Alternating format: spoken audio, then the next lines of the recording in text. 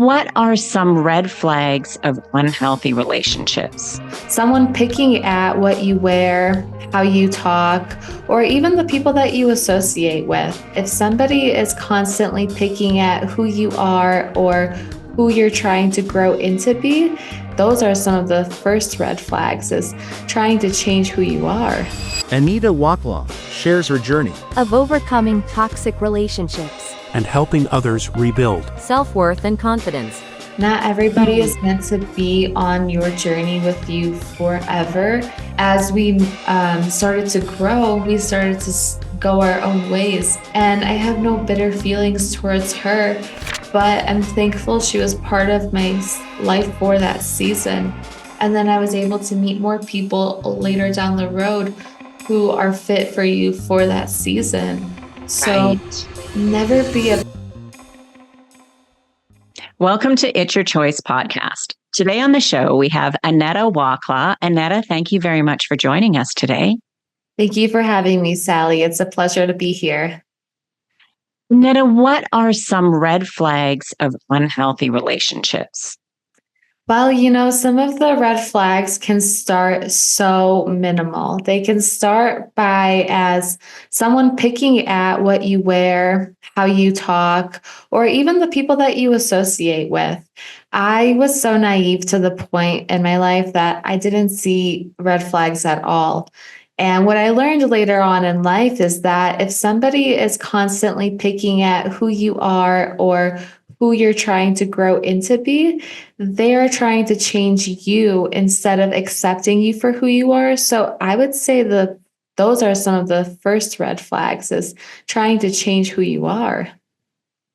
What if they're saying, though, but I think you look better in this. I think you would be more comfortable in this or that. Or, like the reasons behind what they're saying can be legitimate reasons to wear or not wear something. Or, if they've hanging out with some friends and when they're with that friend, they do get into some trouble or it causes problems. And I know it's a fine line, but how do you kind of know where it is? Okay, this person is caring and looking out for me. And no, these really are red flags. And this is not a relationship that I should be in, whether it's an intimate relationship or even just friends, a platonic relationship. Yeah, I would really take a step back and really evaluate the situation and when I say evaluate the situation, I mean evaluate yourself. Do you feel confident in the way that you dress and the way that you look? Because if you feel confident in who you are and you ask somebody for an opinion or they try to give an opinion of a certain look that you should give, then that's okay. But if you are insecure in yourself, that other person is going to see it and they're going to continue to try to nitpick at you. So I think it really starts with evaluating yourself. Are you looking at that person for approval or are you asking that person for an opinion? Because those are two completely different things.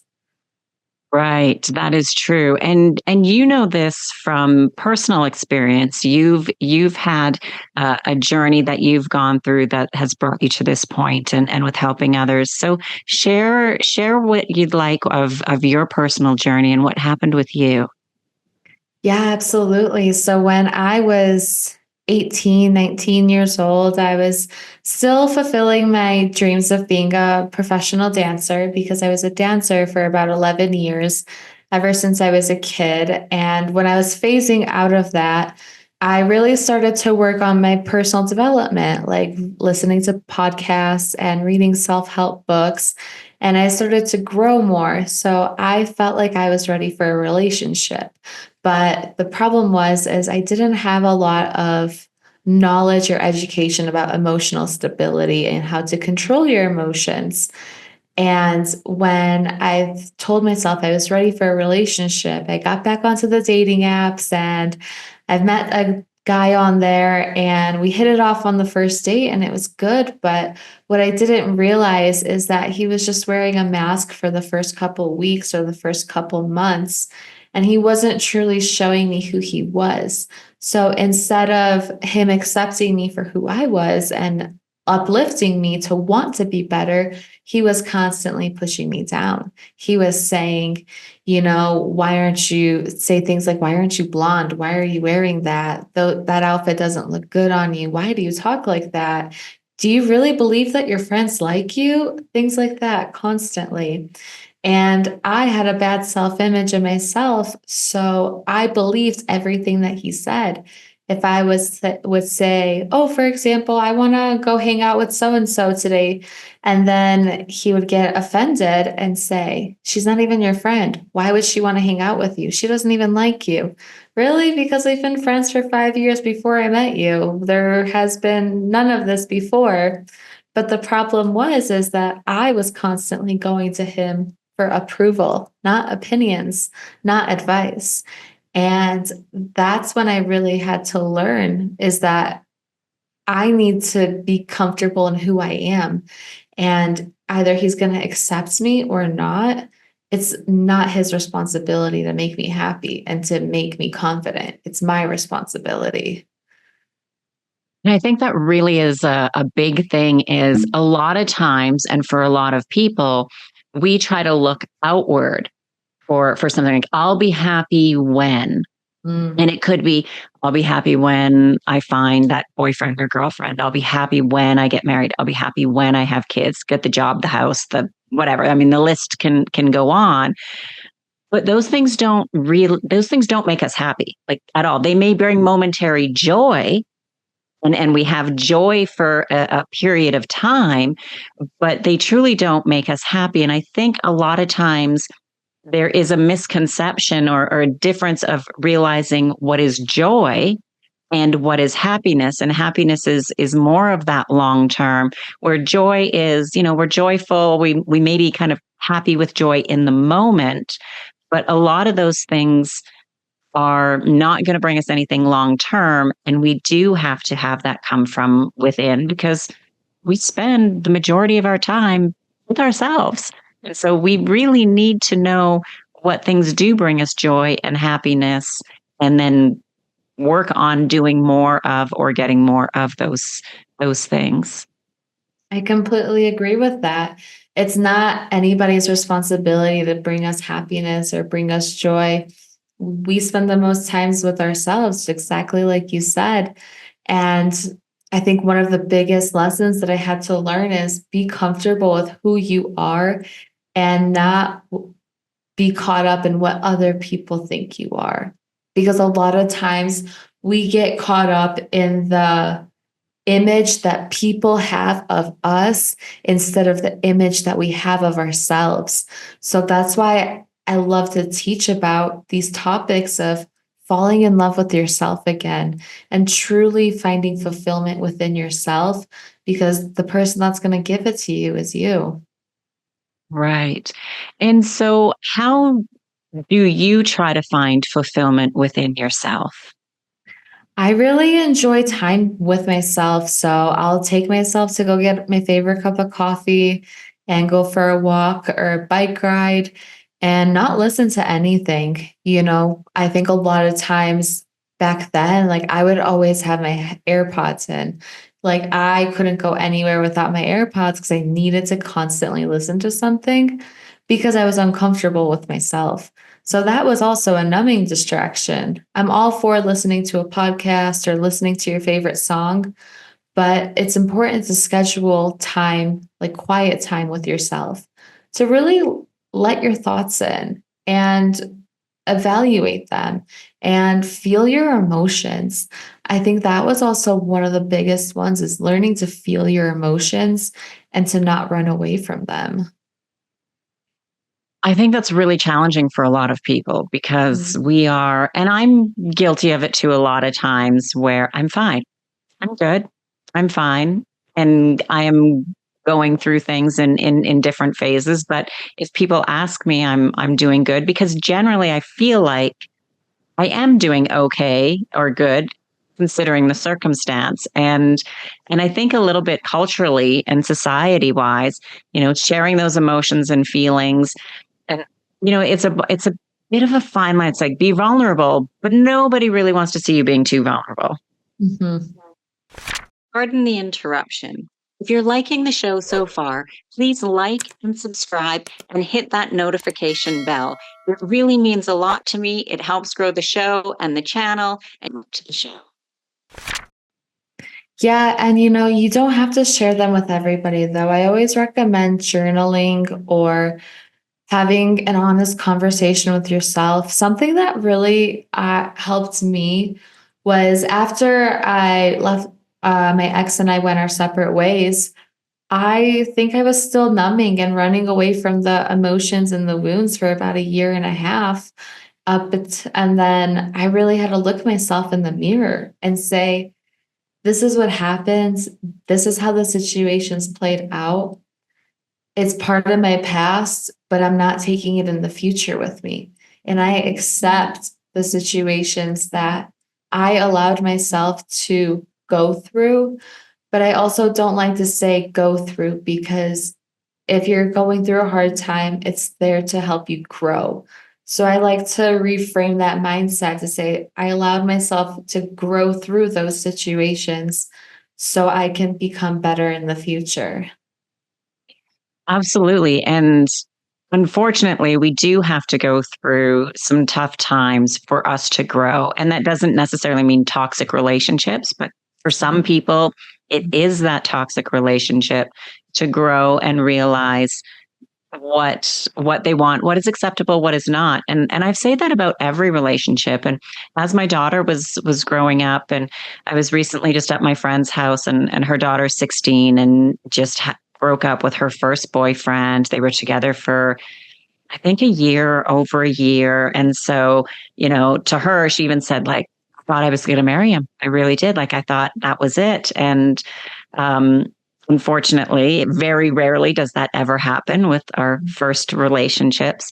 And I remember saying to her, I said, you have to take the time to heal, to feel better. Of course, you're sad, but then you have to look at everything, kind of how everything played out. Like what things happened that are acceptable, that you liked, like, was he always a gentleman? Did he open doors for you, help you with your coat? Like what things did you enjoy and like? What things were you kind of like, that was interesting. I'm not so sure how I feel about that. And then what things happened that you think, I won't date anybody who does this, says this, or whatever whatever it is, and to really kind of analyze it, because it really is a learning experience, and especially at such a young age, at just being 16.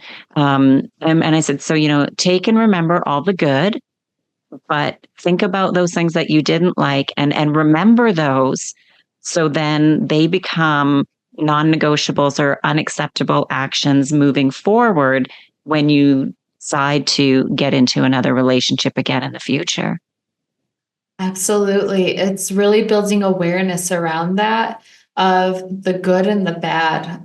I think a lot of times we don't want to think about the bad and we don't want to be reminded of it. But when you look at the bad and say, and accept it, then you know what you don't want to put up with in the future. And that's a really powerful thing, because let's say, for example, if you're living in a studio apartment and you're just dreaming about getting a 2-bedroom apartment, well, if you have a couch that fits in the size of a studio, and then you finally get a 2-bedroom apartment and you take that same couch and you put it into the 2-bedroom apartment, which is much bigger, it's not going to be different. And a lot of times we just take the wounds from the last relationship, pick it up and put it into the next one and expect different results.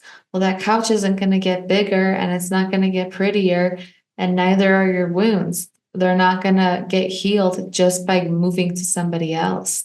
So that really starts with the inner work, is being comfortable with yourself and understanding that there is no shame about going through challenges. We all do it. Don't let social media fool you. That's the thing. Right. Don't let social media fool you, because we all go through challenges. I think too, we also need to look at when people say, "Oh, I have a type," or "What's your type?" Because in my mind, if we have a type, like, well, if it didn't work first time with that type of person, how do you think it's going to work again? Because if they have the same personality, same lifestyle, and they're very similar, like you're just dating the same person with maybe a different hair color, maybe even not a different hair color, maybe just a slightly different look. But Yeah. if it didn't work the first, second, third, fourth, fifth, 10th time, how is it going to all of a sudden magically work the next time? To me, it just kind of thinks of, the definition of insanity is doing the same thing over and over and over again and expecting a different outcome. If we're dating the same person or type over and over and over again, we're going to end up with the same outcome. So we have to, and I understand that it can be and is comfortable because when you hit it off, the person, you feel like you've known each other for a while. There's that energy that and that comfort, but is it because it's common because you're repeating the same type of person that you have been dating, and chances are the outcome's going to end up the same. Absolutely. That's so true. The definition of insanity, like what you said, is doing the same thing over and over and expecting different results. I think we need to not use that word, the phrase, what's your type, as often, and say, what's tolerable for me and what's not tolerable. Is someone, not negotiable and a non-negotiable, because personality and the way they treat you is going to take you far further than looks. Yes, looks matter. There has to be some kind of attraction, but that's not the whole picture. So it's really thinking about, what did I tolerate in the past that I don't want to tolerate in the future? For example, I tolerated a lot of things that I should not have. My ex, he never held the door for me. So for me, it's those little things, whether it's holding the door, helping you make the bed because we live together, or helping with chores around the house, like taking the garbage out, things like that, he would never help me with. So for me, I took those situations and I said, I want somebody who's willing to balance with me and willing to split tasks and to help each other out. It's okay to like not feel your best one day, but as long as you guys don't feel down on the same day. So there's always that balance of, I'll help you, you help me, and we come together as a team. And don't keep track of the good things that you do for somebody. That's a really big one, is, oh, I did this for you, so you owe me this. No. There's none of that. It's called teamwork and a partnership. So we're mutually in this together. If one has to pick up a little bit more slack that week, that's okay. You have to understand and accept that as well. Absolutely. I mean, no relationship is 50-50. And it just doesn't work that way because I'm not always at 100%. The other person isn't always going to be at 100%. But it is kind of knowing if maybe I need to be at 100% and they're at about 60%. Work stuff's going on, family stuff, a family member is ill or passed away or something like that. Like we have to help each other, and it's like a partnership.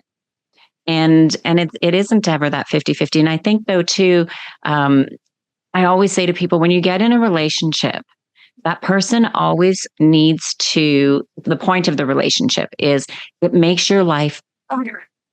A relationship should not make your life more stressful, have more things to do. It should make it better. Now, that doesn't mean somebody's always going to be doing stuff for me. Somebody's always buying stuff for me.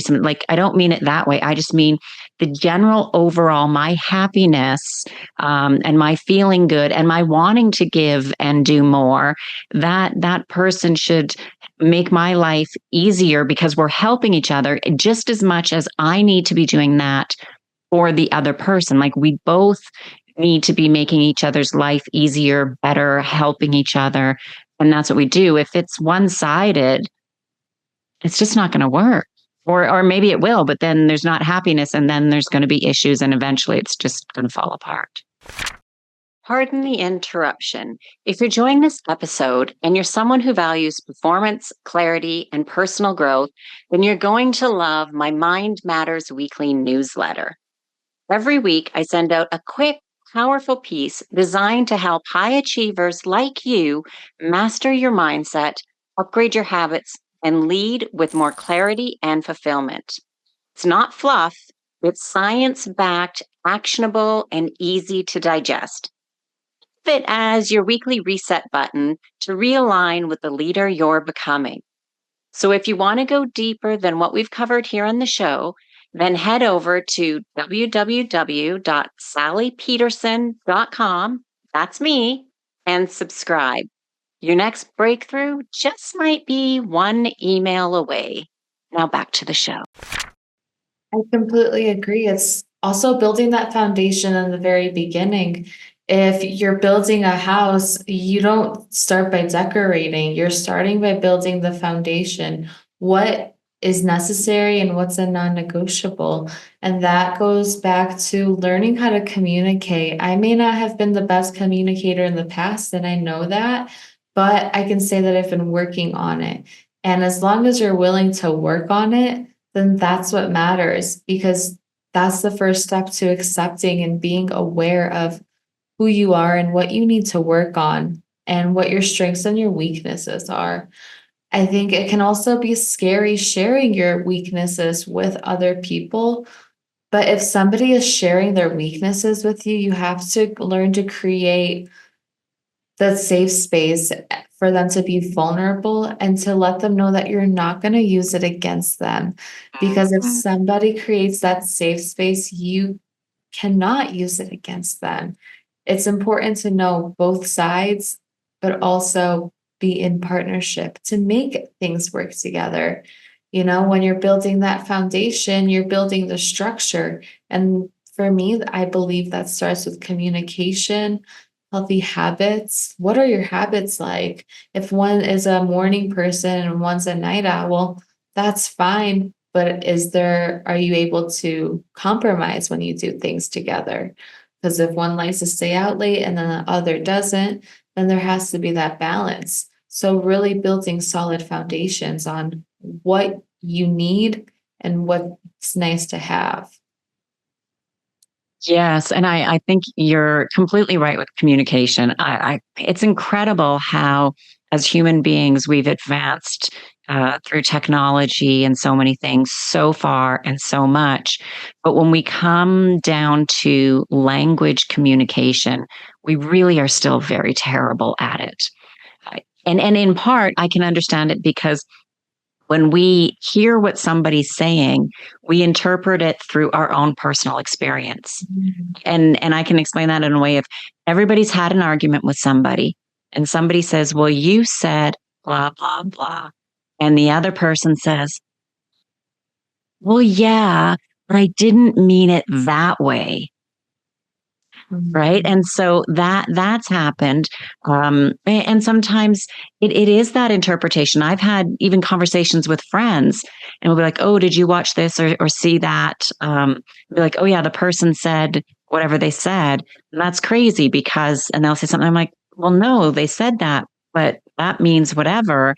And our own interpretation of those same words can be different. And so with communication, I think a lot of times we then need to ask, even if we're, not every time we're talking, but when there's important conversations having, well, you said this, is this what you mean? Or is that what you mean? Like, explain that to me so I get it correctly. Or if we're having that conversation to say, I said whatever, and then to say, what did I just say to you? And have them repeat it back. And not necessarily just to repeat back the words, but to be, what did I say? So there's the understanding of we're having the right communication.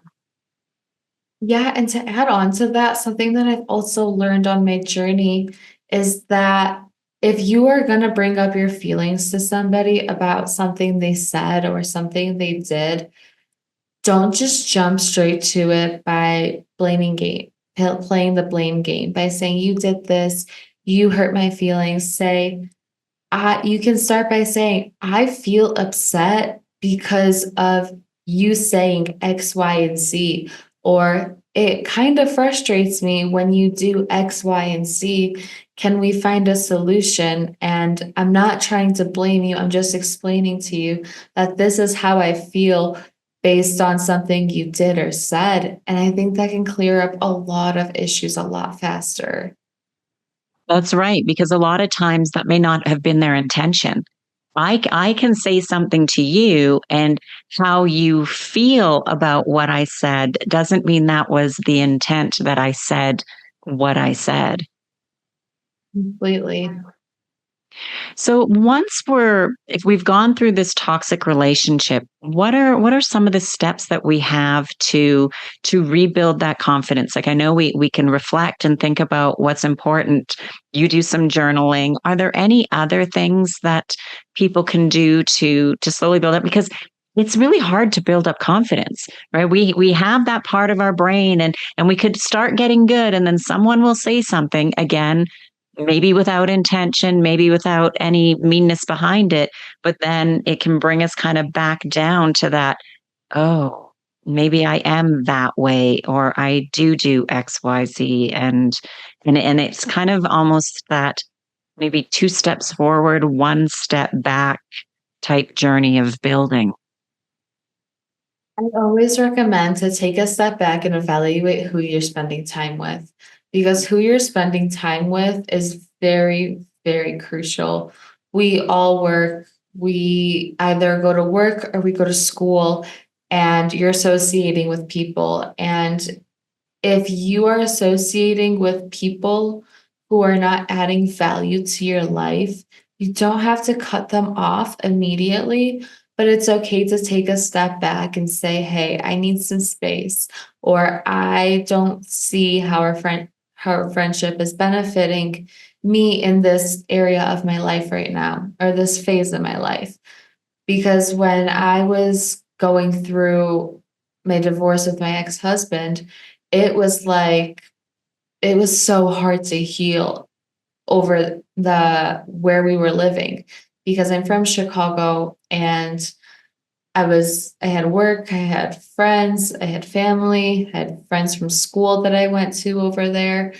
And it was so hard to heal because I had so many distractions from all of those places. So then I really didn't have any friends by the time I moved out of Chicago, because I distanced myself from everybody because they weren't adding value to me. They were always asking me to go out, or talking about gossip that I didn't want to hear, like working at the salon. That was more than enough. And for me, I decided I was going to move to another country. And you don't have to immediately move to another country, but if you move to a new city or a new state or somewhere where you don't know anybody or the place is unfamiliar, it really gives you the opportunity to take a step back and understand what you want and who you want to be. That was one of the biggest blessings, is being able to go somewhere where nobody knows me, so I can introduce myself as who I want to be, not who my past says I am. And I think that's really important for people to know is we can change who we are. Our past does not define us. And who do we want to be? What steps do we need to become that person? And sometimes it is, as you said, letting go of people. We're changing, and people change. There's a saying that I heard a long time ago, and I get it a little bit wrong, but it's like we meet so many people in our life, and there's a huge number of people that we meet, and we meet them for a reason. So lots of those are just short-term meetings. I mean, it could be thousands of people that we meet. So we meet so many for a reason. And then of those, a smaller group of them would be for a season. So they're friends for a longer period of time. Could be many years, could be just one or two. And then of those is a very small group that become our lifetime friends. And that lifetime doesn't mean from, when we were in school and in kindergarten or grade 3 or anything like that. It is those ones who, from when the time that we meet them, are friends with us until either they pass or we pass. And so, again, it could be decades, it may not be that long, depending, but it's very few. And the ones who are with us for decades, there might only be a couple in our entire life that grow with us. They grow too. We can kind of grow differently, but we still support each other. We're still each other's cheerleaders. We still want the other person to be doing well. We're happy for them when those things happen. But it's a very, very small number of people in our life that become those people. But I just want to take a second and say that's okay too. Not everybody Mm. is meant to be on your journey with you forever. So if somebody is in your life for a season of your life, say you're going through challenging times, I can talk on this experience when I was going through my divorce. I had a friend at the time and she was going through a similar situation and we had each other and I'm forever thankful Mm. for that. But and as we started to grow, we started to go our own ways. And I have no bitter feelings towards her, but I'm thankful she was part of my life for that season. And then I was able to meet more people later down the road who are fit for you for that season. So Right. never be upset when somebody outgrows you or you outgrow them. Never make yourself smaller just to fit in with somebody when you're not meant to be together forever, only for a season. Right. And it's that is really important to mention because it is true. And we get what we need having that relationship. They get what they needed with that relationship, whether it was the support, the growth, both.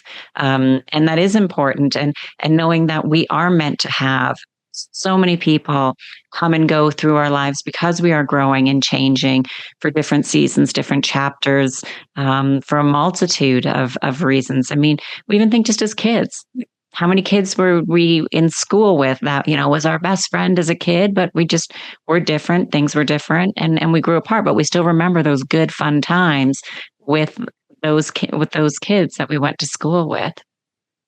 Absolutely. It's that, and that's what I also love to teach about is learn to enjoy the present moment more. It may whether it's good or it's bad, enjoy it because I'm from Chicago. We get all four seasons all year and sometimes even in a day.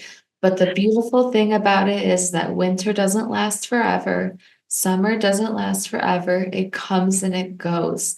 And you are growing as an individual, so people will come and go.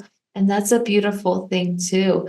Relationships will come and go. So really enjoy that present moment. So this might sound a little crazy, but when I was with my ex-husband and we would argue, I would actually just take a deep breath and just try to embrace that moment because I knew we weren't going to be together forever and I knew we weren't going to be arguing forever. So I just embraced that moment, remember the feeling, and remember that I don't want to take it with me in the future.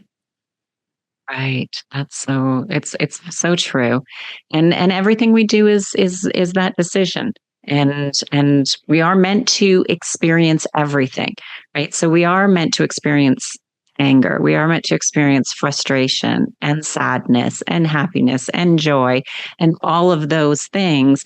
But it is, as you said, for the moment. And we don't want to, especially kind of those negative feelings, we don't want to carry them with us forever and into new relationships and new possibilities and new destinations wherever our journey of life is bringing us. Absolutely. So, if people were interested in working with you, you've mentioned a little bit that you do some training and teaching. Tell us a little bit more about what you do and where people can find you. Yeah, so if you're on Instagram, you can find me there at Aneta.Waclaw. I write on Substack and I have a weekly newsletter, and that's on at Nourished Inside Out. And then I have my podcast as well called Nourished Inside Out, and that's available on Apple, Spotify, and YouTube. And then I have my book, Blooming with Self-Love, available on Amazon as well. Perfect. So tell us a little bit about the book.